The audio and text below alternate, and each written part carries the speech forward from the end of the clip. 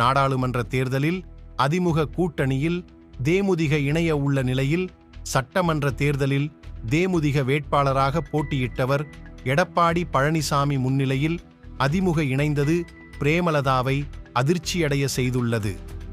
நாடாளுமன்ற தேர்தல் நெருங்கி வரும் நிலையில் தேசிய ஜனநாயக கூட்டணியில் இருந்து விலகிய அதிமுக தலைமையில் வலுவான கூட்டணி அமைக்கப்படும் என கட்சியில் பொதுச் செயலாளர் கூறினார். அதன்படி பாமக மற்றும் தேமுதிகவுடன் பேச்சுவார்த்தையில் அதிமுக ஈடுபட்டு வருகிறது.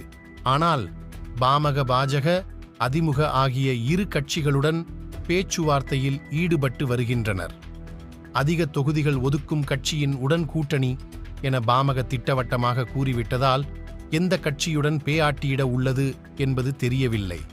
ஆனால் தேமுதிக மாவட்ட செயலாளர்கள் அதிமுகவுடன் கூட்டணி வைக்கவே ஆர்வம் காட்டியதை அடுத்து அவர்களுடன் பிரேமலதா பேச்சுவார்த்தையில் ஈடுபடு உள்ளதாக தகவல் வெளியானது.